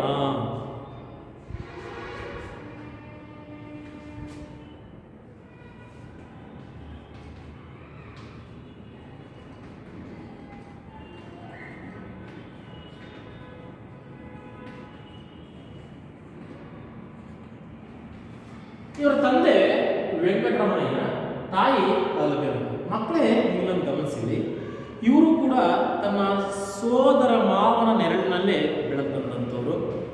ಅವರ ಮಂಕುತಿಮ್ಮನ ಕಗ್ಗ ಅಂತಕ್ಕಂತಹ ಅಂಕಿತನಲ್ಲಿ ತಿಮ್ಮ ಅಂದರೆ ತಿಮ್ಮಪ್ಪ ಇವರ ಸೋದರ ಮಾವ, ಅವರ ಒಂದು ಕುರಿತಾಗಿ ಅವರ ವ್ಯಕ್ತಿ ಚಿತ್ರ ಈ ಒಂದು ಮಂಕುತಿಮ್ಮನ ಕಗ್ಗದಲ್ಲಿ ತುಂಬ ಹೃದಯಸ್ಪರ್ಶಿಯಾಗಿ ಚಿತ್ರಿತಗೊಂಡಿದೆ. ಆ ಸೋದರ ಮಾವನ ನೆರಳಿನಲ್ಲಿ ಶ್ರೀತರು ಬೆಳೀತಾರೆ. ಅವ್ರ ತಂದೆಯವರು ಅಕಾಲ ಮರಣವನ್ನು ಹೊಂದಿದ್ರಿಂದ ಗುಂಡಪ್ಪನವರು ತಿಮ್ಮಪ್ಪನವರ ನೆರಳಿನಲ್ಲಿ ಓದನ್ನು ಸಾಗಿಸ್ತಾರೆ. ಅವರ ಒಬ್ಬ ಅಜ್ಜಿ ಹೆಸರು ಸಾಕಮ್ಮ. ಇವರು ಸಾಕಮ್ಮನ್ನ ತುಂಬ ಹಚ್ಕೊಂಡಿದ್ರು. ಅವ್ರನ್ನ ಮಹರ್ಷಿ ಪ್ರಾಯರು ಅಂದರೆ ಒಬ್ಬ ಋಷಿ ಸಮಾನವಾದಂಥವರು, ಅಂಥ ವ್ಯಕ್ತಿತ್ವ ಉಳ್ಳವರಾದಂತಹ ಸಾಕಮ್ಮನವರು ಇವ್ರನ್ನ ಪೋಷಣೆ ಮಾಡಿದರು. ಹಾಗಾಗಿ ಇವರು ಕೌಟುಂಬಿಕ ಪರಿಚಯ ಎಷ್ಟೇ ಮಕ್ಕಳೇ, ಕೋಲಾರ ಜಿಲ್ಲೆ ಮುಳುಬಾಗಿಲಲ್ಲಿ ವೆಂಕಟರಮಣಯ್ಯ ಮತ್ತು ಹಲಮೇಲಮ್ಮನವರ ದಂಪತಿಗಳಾಗಿ ಜನಿಸಿ ತನ್ನ ಮುತ್ತಜ್ಜಿ ಸಾಕಜ್ಜಿ ಯಾರು ಸಾಕಮ್ಮನವರು ಹಾಗೂ ಅವರ ಸೋದರ ಮಾವನಿರ್ತಕ್ಕಂತಹ ತಿಮ್ಮಪ್ಪನವರ ನೆರಳಿನಲ್ಲಿ ಇವರು ವಿದ್ಯಾಭ್ಯಾಸ ಸಾಗುತ್ತೆ, ಜ್ಞಾನಾರ್ಜನೆ ಸಾಗುತ್ತೆ. ಒಂದು ರೀತಿ ಕೌಟುಂಬಿಕ ವಾತಾವರಣ ತುಂಬ ಚೆನ್ನಾಗಿತ್ತು ಅಂತ ಕಾಣುತ್ತೆ. ಏನೋ ಅದಕ್ಕೆ ಅವರು ಬಾಲ್ಯದಲ್ಲಿ ತುಂಬ ತ್ಯಾಗ, ಸಾಮಾಜಿಕ ಹಂಬಲ, ಪರರ ಸ್ನೇಹಕ್ಕೋಸ್ಕರ ತುಡಿತಕ್ಕಂಥದ್ದು, ಅಂದರೆ ಸಹಾಯಸ್ತವನ್ನು ಚಾಚತಕ್ಕಂಥದ್ದು, ಆ ಒಂದು ಸಹಾಯ ಮಾಡಿದರೂ ಕೂಡ ಅವರಿಂದ ಏನನ್ನು ಬಯಸ್ತೇ ಇರ್ತಕ್ಕಂಥದ್ದು. ಒಟ್ಟಾರೆ ಅವ್ರ ಬದುಕು ಕೂಡ ಒಂದು ರೀತಿ ಖುಷಿ ಥರವೇ ಇತ್ತೇನೋ, ಸನ್ಯಾಸಿ ಜೀವನದಂತೆ ಇತ್ತೇನೋ ಅಂತ ಭಾಸವಾಗುತ್ತೆ. ಏಕೆಂದರೆ ಮುಂದಿನ ಒಂದು ಪಾಠವನ್ನು ಗಮನಿಸ್ತಾ ಹೋದಾಗ ಇವರು ಪತ್ರಿಕಾ ವರದಿಗಾರ. ಪತ್ರಿಕೆಯಲ್ಲಿ ದಸರಾ ಹಬ್ಬವನ್ನು ಸೊಗಸಾಗಿ ಚಿತ್ರಿಸಿದ್ದಕ್ಕೆ ವಿಶ್ವೇಶ್ವರಯ್ಯನವರು ಕೊಟ್ಟಂತಹ ಒಂದು ಗೌರವದ ಕಾಣಿಕೆಯನ್ನು ಇವರು ತ್ಯಜಿಸಿದ್ರು. ಅರ್ಥ ಮಾಡ್ಕೊಳ್ಳಿ. ತ್ಯಜಿಸಿ ಅವರು ಕರೆ ಕಳಿಸಿದಾಗ ಹೋದಾಗ ವಿಶ್ವೇಶ್ವರರು, ಯಾಕ್ರಿ ಗುಂಡಪ್ಪನವರೇ ಈ ಒಂದು ಹಣವನ್ನು ತೆಗೆದುಕೊಂಡಿಲ್ಲ, ಸಂಭಾವನೆಯನ್ನು ತಗೊಳ್ಳಿ ಅಂತ ಕೇಳ್ತಾರೆ. ಆಗ ವಿಶ್ವೇಶ್ವರಯ್ಯನವ್ರಿಗೆ ಹೇಳ್ತಾರೆ ಗುಂಡಪ್ಪನವರು, ಸ್ವಾಮಿ, ನಾನೊಬ್ಬ ಪತ್ರಿಕಾ ವರದಿಗಾರ, ನಾನೊಬ್ಬ ಜರ್ನಲಿಸ್ಟ್, ನನ್ನ ಕೆಲಸ ವರದಿ ಮಾಡ್ತಕ್ಕಂಥದ್ದು. ಇದರಲ್ಲಿ ವರದಿಗೆ ಪತ್ರಿಕೆಯವರು ನನಗೆ ಸಂಭಾವನೆ ಕೊಡ್ತಾರೆ. ನೀವು ಕೊಡ್ತಿರ್ತಕ್ಕಂಥ ಹಣ ನನಗೆ ನನ್ನ ಕರ್ತವ್ಯಕ್ಕಲ್ಲ, ಹಾಗಾಗಿ ನನಗೆ ಈ ಹಣ ಬೇಡ ಅಂತ ನಿಸ್ಪೃಹತೆಯಿಂದ ಹಣವನ್ನು ತ್ಯಜಿಸಿದಂಥವರು. ಇವರ ಹಠವನ್ನು ಕಂಡಂಥ ವಿಶ್ವೇಶ್ವರಯ್ಯ ತನ್ನ ಒಂದು ಆಪ್ತರಿಗೆ ಹೇಳ್ತಾರೆ, ಇವರ ಒಂದು ವರ್ತನೆಯೇ ವಿಚಿತ್ರ, ಹೀಗಾಗಿ ಹಣವನ್ನು ವಾಪಸ್ ತೆಗೆದುಕೊಳ್ಳಿ. ನೋಡಿ, ಅವರು ಬಯಸಿದ್ರೆ ಎಷ್ಟೊಂದು ಹಣವನ್ನು ಸಂಪಾದಿಸಬಹುದಾಗಿತ್ತು, ಯಾವ ರೀತಿ ಐಷಾರಾಮದ ಬದುಕನ್ನು ಸವಿಸಬಹುದಾಗಿತ್ತು, ಎಂತೆಂಥ ದೊಡ್ಡ ದೊಡ್ಡ ಸಚಿವರ ದಿವಾನ್ಗಳ ನೆರಳಿನಲ್ಲಿ ಇವರು ಕೂಡ ಕಾರುಬಾರುಗಳನ್ನು ನಡೆಸಬಹುದಾಗಿತ್ತು. ಆದರೆ ಇದು ಯಾವುದರ ಅಪೇಕ್ಷೆಯೂ ಇಲ್ಲದೆ ಕೇವಲ ಬದುಕಿಗೆ ಎಷ್ಟು ಬೇಕೋ ಅಷ್ಟು ಹಣವನ್ನು ಗಳಿಸುತ್ತಾ ಉಳಿದದ್ದನ್ನೆಲ್ಲವನ್ನೂ ಕೂಡ ತನ್ನ ಜ್ಞಾನಕ್ಕಾಗಿ ಸಮಯವನ್ನು ಮೀಸಲಿಡುತ್ತಾ ಬದುಕನ್ನು ಇಂಚಿಂಚಾಗಿ ಸಮಾಜಕ್ಕೋಸ್ಕರ ಸವಿಸುತ್ತಂತ ಬಂದಂತಹ ಒಬ್ಬ ಋಷಿಪ್ರಾಯರು, ಮಹರ್ಷಿಪ್ರಾಯರು ನಮ್ಮ ಗುಂಡಪ್ಪನವರು. ಬನ್ನಿ ಮಕ್ಕಳೇ, ನೋಡಿ, ಇಂಥ ಕಿರ್ತುತಿನ ಬಡತನದಲ್ಲಿ ಇವರು ಅವರ ಪ್ರಾಥಮಿಕ ಶಿಕ್ಷಣದಲ್ಲೇ ತನ್ನ ಶಿಕ್ಷಣವನ್ನು ಮೊಟಕುಗೊಳಿಸಬೇಕಾಯಿತು. ಯಾಕೆಂದರೆ ಅವರು ಇದ್ದಂಥ ಮುಳುಬಾಗಿನಲ್ಲಿ ಮುಂದಿನ ಮಾಧ್ಯಮಿಕ ಶಿಕ್ಷಣಕ್ಕೆ ಅವಕಾಶ ಇರಲಿಲ್ಲ. ಆಗ ಶಿಕ್ಷಣ ಇನ್ನೇನು ನಿಂತುಕೋಯ್ತು ಅನ್ನತಕ್ಕಂತಹ ಸಂದರ್ಭದಲ್ಲಿ ಒಬ್ಬ ರಸೂಲ್ ಖಾನ್ ಅಂತಕ್ಕಂತಹ ಒಬ್ಬ ಜಟಕಾ ಗಾಡಿ ಹೊಡಿತಕ್ಕಂಥವನು, ಎತ್ತಿನ ಗಾಡಿಯನ್ನು ಹೊಡಿತಕ್ಕಂಥವನು ಅವ್ರ ಮನೆಯ ಆಪ್ತನಾಗಿದ್ದ, ಆ ಕುಟುಂಬಕ್ಕೆ ಒಳ್ಳೆಯ ಗೆಳೆಯನಾಗಿದ್ದ. ಆತ ಗುಂಡಪ್ಪನಲ್ಲಿದ್ದಂಥ ಚುರುಕು ಬುದ್ಧಿಯನ್ನು, ಒಂದು ಜಾಣತನವನ್ನು ಕಂಡು ಈ ಹುಡುಗ ಓದಲೇಬೇಕು, ಯಾವುದೇ ಕಾರಣದಿಂದ ಈಗ ನಾವು ವಿದ್ಯಾಭ್ಯಾಸ ನಿಲ್ಲಬಾರದು, ದಯವಿಟ್ಟು ಇವರನ್ನು ಓದುವುದಕ್ಕೆ ಕಳಿಸಿ, ನೀವು ಕಳಿಸೋಕ್ಕೆ ಒಪ್ಪಲಿಲ್ಲ ಅಂದರೆ ನಾನೇ ಈ ಹುಡುಗರನ್ನು ನನ್ನ ಗೊಂಡಿಯಲ್ಲಿ ಕೂರಿಸಿಕೊಂಡು ಹೋಗಿ ಬೌರಿಂಗ್ ಪೇಟೆಗೆ ಬಿಡುತ್ತೇನೆ, ಅಲ್ಲಿಂದ ಬೆಂಗಳೂರಿಗೆ ರೈಲ್ವೆ ಗಾಡಿಯನ್ನು ಹತ್ತಿಸಿ ಕೈಗೆ ₹1 ಕೊಟ್ಟು ಕಳಿಸಿಕೊಡುತ್ತೇನೆ ಎಂದು ಹಠ ಮಾಡ್ತಾನೆ. ಹೀಗೆ ರಸೂಲ್ ಖಾನ್ ಹಠ ಹಿಡಿದಿದ್ದರಿಂದ ಗುಂಡಪ್ಪ ಮುಳುಬಾಗಿಲನ್ನು ಬಿಟ್ಟು ಮಾಧ್ಯಮಿಕ ಶಿಕ್ಷಣಕ್ಕೋಸ್ಕರ ಬೆಂಗಳೂರನ್ನು ಮುಟ್ಟುವಂತಾಯಿತು. ನೋಡಿ, ಇಲ್ಲೇ ಹೋಗಿದ್ರೆ ಅವರಿಗೆ ಮಾಧ್ಯಮಿಕ ಶಿಕ್ಷಣವಿಲ್ಲದೆ ಕೇವಲ ಪ್ರಾಥಮಿಕ ಶಿಕ್ಷಣವನ್ನು ಅಷ್ಟಕ್ಕೆ ಸೀಮಿತವಾಗಬೇಕಾಗಿತ್ತು. ಲಕ್ಷ್ಮೀನಾರಾಯಣ ಭಟ್ರು ಬಹಳ ಚೆನ್ನಾಗಿ ಹೇಳ್ತಾರೆ, ರಸೂಲ್ ಖಾನ್ ದಯೆಯಿಂದಲೇ ಗುಂಡಪ್ಪ ಬೆಂಗಳೂರನ್ನು ಕಾಣುವಂತಾಯಿತು. ನೋಡಿ, ಒಬ್ಬ ಸಾಧಕ, ಒಬ್ಬ ಮೇಧಾವಿ ಹೇಗೆ ಇದ್ರೂ ಕೂಡ ಬದುಕಿನಲ್ಲಿ ಎಂಥದೇ ಆತಂಕಗಳು, ಅಡ್ಡಿಗಳು ಎದುರಾದರೂ ಕೂಡ ಬದುಕಕ್ಕೆ, ಗುರಿಯನ್ನು ಸಾಧಿಸೋಕ್ಕೆ ಒಂದು ಛಲವಿದ್ರೆ ಸಾಕು, ಅವನು ಎಂಥ ಅಡ್ಡಿ ಆತಂಕಗಳನ್ನು ಪಕ್ಕಕ್ಕೆ ಸರಿಸಿ ಅವನು ಗುರಿಯನ್ನು ಮುಟ್ತಾನೆ. ಅದಕ್ಕೆ ದೇವರ ಒಂದು ಆಶೀರ್ವಾದ, ದಯೆ ಇದ್ದೇ ಇರುತ್ತೆ. ಹಾಗಾಗಿ ಮಕ್ಕಳೇ, ಈ ಪಾಠ ಭಾಗದ ಮುಖಾಂತರ ನೀವೇನು ತಿಳ್ಕೋಬೇಕು, ಇಂಥ ಕೊರೋನಾದ ಕಷ್ಟಕಾಲದಲ್ಲಿಯೂ ಕೂಡ ಶಾಲೆಗಳು ನಿಮಗೆ ಸಿಗದೇ ಇದ್ದರೂ ಶಾಲೆಯಲ್ಲಿ ಸಿಗತಕ್ಕಂತಹ ಪಾಠವನ್ನು ನಾವು ಈ ಒಂದು ಅಂತರ್ಜಾಲದ ಮುಖಾಂತರ ನಿಮಗೆ ಮುಟ್ಟಿಸ್ತಕ್ಕಂಥ ಪ್ರಯತ್ನ ಮಾಡ್ತೀವಿ. ನೀವೇನು ಮಾಡಬೇಕು, ಅದನ್ನು ನಿಮಗೆ ಹೆಂಗೆ ಆಸಕ್ತಿಯಾಗಿರ್ತವೋ ಆ ರೀತಿ ಕೇಳಿಸ್ಕೊಳ್ಳಿ. ನಿಮಗೆ ಅರ್ಥವಾಗಿದ್ದನ್ನು ಬಿಡಿ, ಅರ್ಥವಾಗದೇ ಇರತಕ್ಕಂಥದ್ದನ್ನು ಗುರುತಾಕೊಳ್ಳಿ. ನಮ್ಮನೆಯ ದೂರವಾಣಿ ಸಂಖ್ಯೆ ಇದರಲ್ಲಿರುತ್ತೆ, ನೀವೇನು ಮಾಡಿ, ಇದಕ್ಕೆ ಕರೆ ಮಾಡಿ ನಿಮ್ಮ ಅನುಮಾನಗಳನ್ನು, ಗೊಂದಲಗಳನ್ನು ಪರಿಹರಿಸ್ಕೊಳ್ಬೋದು. ಅದನ್ನು ಬಿಟ್ಟು ಶಾಲೆಯೇ ತೆರೆದಿಲ್ಲ, ನನಗೆ ಶಿಕ್ಷಣವೇ ಇಲ್ಲ, ನಾನು ಸ್ವಚ್ಛಂದ ಹಕ್ಕಿಂತ ನೀವು ಭಾವಿಸ್ಕೊಂಡ್ರೆ ಹಿಂದುಳಿತಕ್ಕಂಥವ್ರು ನೀವೇ. ನೋಡಿ, ಗುಂಡಪ್ಪನವ್ರ ಕಾಲದಲ್ಲಿ ಹೈಸ್ಕೂಲ್ ಶಿಕ್ಷಣವೇ ನಿತ್ಯ, ಅವರು ಶಿಕ್ಷಣವೇ ಮೊಟಕಾಗ್ತಿತ್ತು. ಆದರೆ ದೇವರ ಭಗವಂತನ ದಾರಿಯೇ ಬೇರೆಯಾಗಿತ್ತು. ರಸೂಲ್ ಖಾನ್ನಿಂದ ಅವರು ಮಾಧ್ಯಮಿಕ ಶಿಕ್ಷಣವನ್ನು ಕಂಡುಕೊಂಡರು. ನಿಮಗೆ ಏನೆಲ್ಲ ಸವಲತ್ತಿದೆ, ಏನೆಲ್ಲ ಅವಕಾಶಗಳಿದೆ, ಆದರೆ ಅವಕಾಶಗಳನ್ನು ನೀವೇ ದೂರ ಸರಿಸ್ತಾ ಆ ಸೌಲಭ್ಯಗಳನ್ನು ನೀವು ಕಣ್ಣೆತ್ತಿ ನೋಡದೆ ನೀವೇನಾಗ್ತಿದ್ದೀರಿ? ಕೇವಲ ಟಿವಿ, ಮೊಬೈಲ್, ಆಟ ಇವುಗಳಲ್ಲೇ ನಿಮ್ಮ ಬದುಕನ್ನು ಕಳೀತಾ ಇದ್ದೀರಿ.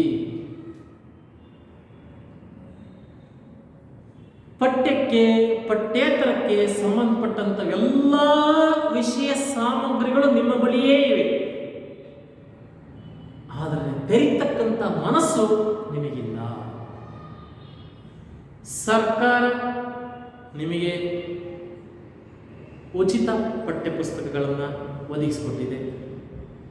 ಅಷ್ಟು ಸಾಲದು ಅಂತೇಳಿ ಮಕ್ಕಳು ಹಸಿವೆಯಿಂದ ಇರಬಾರ್ದು ಅಂತೇಳಿ ಬಿಸಿ ಊಟದ ದವಸ ಧಾನ್ಯಗಳನ್ನೂ ಕೂಡ ನಿಮಗೆ ತಲುಪಿಸ್ತಕ್ಕಂಥ ವ್ಯವಸ್ಥೆ ಮಾಡಿದೆ. ಶಾಲೆ ನಿಮಗೆ ಬೇಕಾಗಿರ್ತಕ್ಕಂತಹ ಪಾಠ ಪ್ರವಚನಗಳನ್ನು ಈ ಮೂಲಕ ಒದಗಿಸಿಕೊಡ್ತಾ ಇದೆ. ಆದರೆ ನೀವುಗಳು, ನಿಮ್ಮ ಪಾತ್ರವೇನಾಗಿದೆ? ನಿಮ್ಮ ಶ್ರಮ ಗೌಣವಾಗಿದೆ. ನಿಮ್ಮನ್ನು ಮೇಲೆತ್ತಕ್ಕಂತಹ ನಮ್ಮ ಶ್ರಮ ಜಾಸ್ತಿಯಾಗಿದೆ. ಹೀಗಾಗಿ ಗುಂಡಪ್ಪನವರ ಕಾಲಕ್ಕೂ ನಿಮ್ಮ ಕಾಲಕ್ಕೂ, ಅವರ ಮನಸ್ಥಿತಿಗೂ ನಿಮ್ಮ ಮನಸ್ಥಿತಿಗೂ ಇರ್ತಕ್ಕಂತಹ ಒಂದು ವ್ಯತ್ಯಾಸವನ್ನು ಗಮನಿಸ್ಕೊಳ್ಳಿ. ನೀವು ಕೂಡ ಈ ಒಂದು ಸಮಾಜಕ್ಕೆ ಉಪಯುಕ್ತರು ಆಗಬೇಕು ಅನಿಸಿದ್ರೆ ದಯವಿಟ್ಟು ಇಲ್ಲಿಂದಲೇ ಕ್ರಿಯಾಶೀಲರಾಗಿ, ಕಾರ್ಯತತ್ಪರರಾಗಿ, ನಾನು ಓದಬೇಕಪ್ಪ, ನನಗೇನಿದೆಯಪ್ಪ, ನಾನು ಯಾವ ರೀತಿ ಓದಬೇಕಪ್ಪ ಅಂತೇಳಿ ನಿಮ್ಮ ಮನೆಯಲ್ಲಿರ್ತಕ್ಕಂತಹ ಅಣ್ಣದಿರೋ ಅಕ್ಕದಿರೋ ಅಥವಾ ಗುರುಗಳ ಒಂದು ಮಾರ್ಗದರ್ಶನದಿಂದ ನಿಮ್ಮ ಬದುಕನ್ನು, ವಿದ್ಯಾಭ್ಯಾಸದ ಬದುಕನ್ನು ಕಟ್ಟಿಕೊಡ್ತಕ್ಕಂಥ ಪ್ರಯತ್ನ ಮಾಡಿ. ಆಗ ನಾವು ಈ ಪಾಠಗಳನ್ನು ನಿಮ್ಮ ಜೊತೆ ಹಂಚಿಕೊಂಡಿದ್ದು ಸಹ ಸಾರ್ಥಕವಾಗುತ್ತೆ. ಇಲ್ಲದೆ ಹೋದರೆ ನಾವು ಈ ರೀತಿ ದಣಕೊಂಡು ಪಾಠ ಮಾಡಿದ್ದು ಕೂಡ ವ್ಯರ್ಥ. ನೀವು ಏನು ಒಟ್ಟಾರೆ ನಮ್ಮೆಲ್ಲರ ಶಿಕ್ಷಕರ ಒಂದು ಪ್ರಯತ್ನ ವ್ಯರ್ಥಗೊಳಿಸಿ ನೀವು ಮಾತ್ರ ಸೋಮಾರಿಗಳಾಗಿ ಉಳಿತಿರ್ತಕ್ಕಂಥದ್ದು ನಾಚಿಕೆಯ ಸಂಗತಿ. ಈ ಮೂಲಕ ಎಚ್ಚರಿಸ್ತಾ ಇದ್ದೀನಿ ನಿಮಗೆ. ಕ್ರಿಯಾಶೀಲರಾಗಿ ಪಾಠಗಳನ್ನು ಓದಿ, ಅರ್ಥವಾಗದ್ರೆ ನಮ್ಮನ್ನು ಕೇಳಿ, ಓದಿರ್ತಕ್ಕಂಥ ಪಾಠಗಳನ್ನು ಪುನಃ ಪುನಃ ಓದಿ. ಪ್ರತಿ ಬಾರಿ ಓದುವಾಗ ನಿಮಗೆ ಆಗತಕ್ಕಂಥ ಅನುಭವವೇ ಬೇರೆ, ಸಿಗತಕ್ಕಂಥ ವಿಷಯ ಸಂಪತ್ತೇ ಬೇರೆ. ಹಾಗಾಗಿ ಯಾವ ಪುಸ್ತಕವೂ ಕೂಡ ಕೆಟ್ಟದಲ್ಲ, ಆದರೆ ಓದತಕ್ಕಂಥ ಮನಸ್ಸು ಒಳ್ಳೆಯದಾಗಿರಬೇಕು. ಓದಿಗೋಸ್ಕರ ಒಂದು ಸಮಯವನ್ನು ನಿಗದಿಗೊಳಿಸಿಕೊಂಡು ದಯವಿಟ್ಟು ನಮ್ಮ ಪಾಠ ಭಾಗವನ್ನು ಕೇಳಿಸ್ಕೊಳ್ಳಿ. ಅದೇ ರೀತಿ ನೀವು ಓದೋಕ್ಕೆ ಹೆಚ್ಚಿನ ಸಮಯವನ್ನು ಮೀಸಲಿಡಿ. ಆಗ ನಿಮ್ಮ ಶಿಕ್ಷಣವೂ ಕುಂಠಿತವಾಗಲ್ಲ, ನಿಮ್ಮ ಭವಿಷ್ಯಕ್ಕೂ ಒಂದು ರೀತಿ ಊರುಗೋಲಾಗುತ್ತೆ. ನೀವ್ಯಾರೂ ದಡ್ಡರಾಗಿ ಉಳಿಯೋಲ್ಲ. ಆಗ್ಬೋದೇ ಮಕ್ಕಳೇ? ಬನ್ನಿ. ಒಟ್ಟಾರೆ ಗುಂಡಪ್ಪನವ್ರನ್ನ ರಸೂಲ್ ಖಾನ್ ಬೆಂಗಳೂರಿಗೆ ಹತ್ತಿಸೋದ್ರ ಮುಖಾಂತರ ಅವರು ಮಾಧ್ಯಮಿಕ ಶಿಕ್ಷಣವನ್ನು ಪಡ್ಕೊಂಡು ಇವತ್ತು ನಾಡಿನಲ್ಲೆಲ್ಲ ತಮ್ಮದೇ ಸಾಹಿತ್ಯದ ಮುಖಾಂತರ, ತನ್ನದೇ ಸಾಹಿತ್ಯದಿಂದ, ಶತಕ ಸಾಹಿತ್ಯದಿಂದ, ನೀತಿ ಸಾಹಿತ್ಯದಿಂದ ಜನಮಾನಸದಲ್ಲಿ ಡಿ ವಿ ಗುಂಡಪ್ಪನವರು ತಮ್ಮದೇ ಆಗಿರ್ತಕ್ಕಂತಹ ವಿಶೇಷ ಛಾಪನ್ನು ಪಡ್ಕೊಂಡು ಭೌತಿಕವಲ್ಲದಿದ್ದರೂ ಸಾಹಿತ್ಯದ ಮೂಲಕ ನಮ್ಮ ನಡುವೆ ಇಂದು ಕೂಡ ಜೀವಿಸಿದ್ದಾರೆ. ಆ ಮಹಾನ್ ಚೇತನ ಕುರಿತಾಗಿರ್ತಕ್ಕಂತಹ ಸಂಗತಿಗಳನ್ನು, ಇನ್ನೊಂದು ಸಂಗತಿನ ಹಂಚಿಕೊಂಡು ನಾನು ಪಾಠಗಳನ್ನು ನಿಲ್ಲಿಸ್ತೀನಿ. ಅಂದರೆ ನಾನಾಗಲೇ ಹೇಳ್ತಾ ಇದ್ದೆ ಸರ್ ಎಂ ವಿಶ್ವೇಶ್ವರಯ್ಯನವರು ಅಂತ. ಆರಂಭದಲ್ಲಿ ಹೇಳಿದೆ ಸರ್ ಮಿರ್ಜಾ ಇಸ್ಮಾಯಿಲ್ ಅವರು ಕೂಡ ದಿವಾನರು. ಅವ್ರಿಗಿಂತ ಮುಂಚೆ ಆಗಿದ್ದವರು ಸರ್ ಎಂ ವಿಶ್ವೇಶ್ವರಯ್ಯನವರು. ಸರ್ ಎಂ ವಿಶ್ವೇಶ್ವರಯ್ಯನವರು ಸಹಜವಾಗಿ ದಿವಂಗತ ಮಂತ್ರಿಗಳಲ್ಲೇನಪ್ಪ, ಅವರು ರಾಜರು ನಾಲ್ವಡಿ ಕೃಷ್ಣರಾಜ ಒಡೆಯರು. ದಸರಾ ಉತ್ಸವ ಈ ಒಂದು ಅಕ್ಟೋಬರ್ ತಿಂಗಳಲ್ಲಿ, ಕಳೆದ ತಿಂಗಳ ಅಕ್ಟೋಬರ್ ತಿಂಗಳಲ್ಲಿ ಮೈಸೂರಿನಲ್ಲಿ ವಿಶೇಷವಾಗಿ ನಡೀತಾ ಇತ್ತು. ಅದರ ವರದಿಗೋಸ್ಕರ ಪತ್ರಿಕಾ ವರದಿಗಾರರು ಬಂದಿದ್ದರು. ಹೇಳಿ ಕೇಳಿ ನಮ್ಮ ಗುಂಡಪ್ಪನವರು ಕೂಡ ಪತ್ರಿಕಾ ವರದಿಗಾರರು. ಆ ವರದಿಗಾರರ ಬಂದಿದ್ದರು ಆ ದಸರಾ ಹಬ್ಬವನ್ನು ಕುರಿತು ಸೊಗಸಾಗಿ ಪತ್ರಿಕೆಗಳಲ್ಲಿ ವರ್ಣಿಸಿ ಬರೆದಿದ್ರು. ಆ ಬರೆದಿದ್ದನ್ನು ನೋಡಿ ವಿಶ್ವೇಶ್ವರರು ಸಂತಸಪಟ್ಟು ಎಲ್ಲ ಪತ್ರಿಕಾ ವರದಿಗಾರರಿಗೂ ಪ್ರಯಾಣಕ್ಕೆ ಸಂಬಂಧಪಟ್ಟಂಥ ಖರ್ಚು ವೆಚ್ಚಗಳಿಗೆ ಇಷ್ಟಿಷ್ಟು ಒಂದು ರೀತಿ ಸಂಭಾವನೆಯನ್ನು ನಿಗದಿಗೊಳಿಸಿ ಎಲ್ಲರಿಗೂ ಹಂಚ್ತಾ ಬಂದರು. ಟಿ ವಿ ಗುಂಡಪ್ಪನಿಗೂ ಆ ಸಂಭಾವನೆ ಚೆಕ್ ಹೋಗಿತ್ತು. ಅದನ್ನು ಡಿ ವಿ ಗುಂಡಪ್ಪನವರು ತೆಗೆದುಕೊಂಡು ವಾಪಸ್ ವಿಶ್ವೇಶ್ವರಯ್ಯನವರು ಬಳಿ ಬಂದು ಏನಿದು, ನೀವು ದಸರಾ ಉತ್ಸವನ ತುಂಬ ಸೊಗಸಾಗಿ ವರ್ಣಿಸಿದ್ದೀರಿ, ಅದಕ್ಕೋಸ್ಕರ ಇದು ಗೌರವವಾಗಿರ್ತಕ್ಕಂಥ ಒಂದು ಸಂಭಾವನೆ, ದಯವಿಟ್ಟು ಸ್ವೀಕಾರ ಮಾಡಬೇಕು ಅಂತ ವಿಶ್ವೇಶ್ವರಯ್ಯನವರು ಹೇಳಿದರು.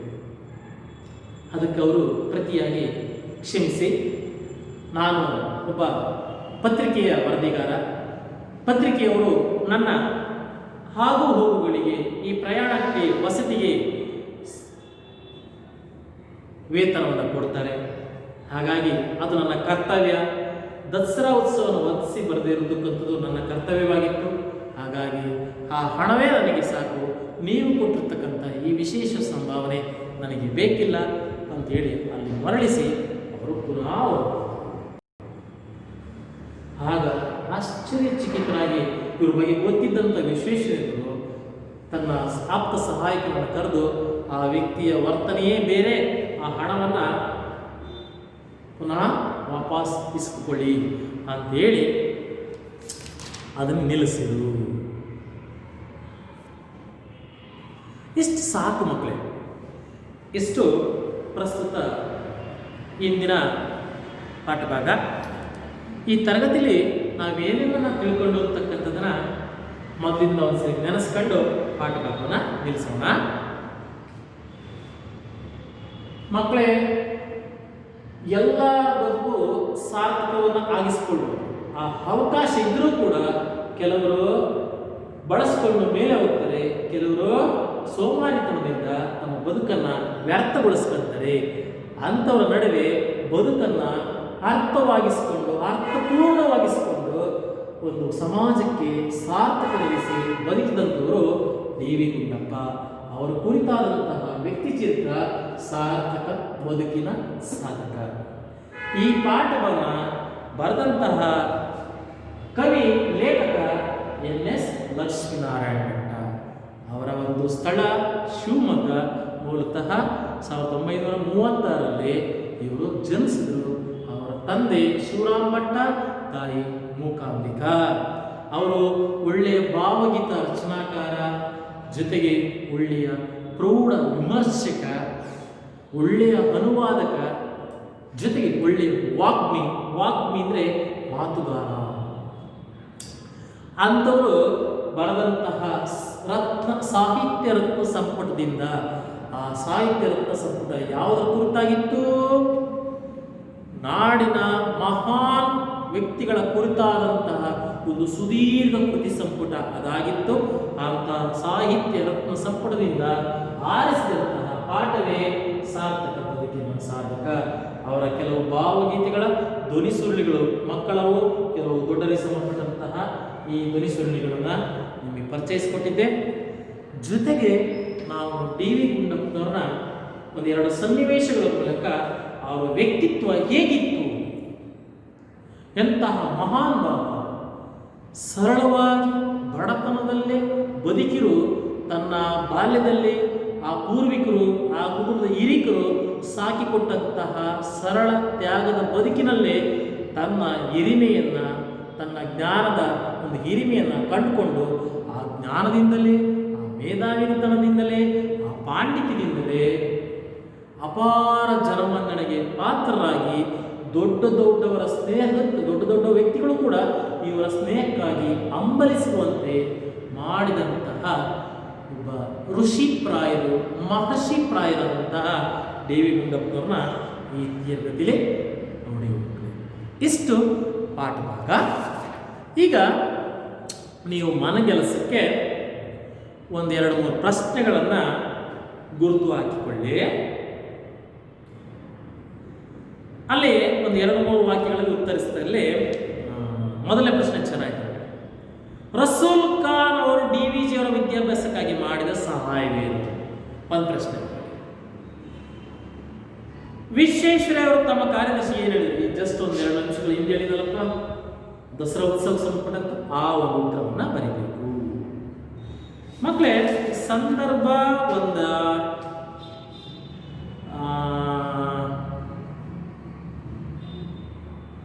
ಏನು ಬಂದಿರಿ ಗುಂಡಪ್ಪ? ಇದು ವಿಶ್ವೇಶ್ವರಯ್ಯ ಮತ್ತು ಗುಂಡಪ್ಪನವರ ಡಿ ವಿ ಜಿ ನಡೆದಂತಹ ಒಂದು ಸಂಭಾಷಣೆ ತುಣುಕು. ಇದರ ಒಂದು ಸಂದರ್ಭವನ್ನು ಬರ್ಕೊಂಡು ಬನ್ನಿ. ಏನು ಬಂದಿರಿ ಗುಂಡಪ್ಪ? ಮೊದಲನೇ ಸಂದರ್ಭ ಇದೆಯಲ್ಲ ಪುಟ, ಅದನ್ನು ಬರ್ಕೊಂಡು ಬನ್ನಿ. ನಾನು ಆ ಪದ ಪರಿಚಯ ಅಂತ ಹೇಳಿದೆ. ನಿಮಗೆ ಗೊತ್ತಿರ್ತಕ್ಕಂಥ ಒಂದು 2-3 ಪದಗಳಿಗೆ ಸಮಾನಾರ್ಥಕ ಪದಗಳನ್ನು ಪಟ್ಟಿ ಮಾಡ್ಕೊಂಡು ಬನ್ನಿ. ಇಷ್ಟು ಪಾಠ ಭಾಗ ಸಾಕು ಮಕ್ಕಳೇ.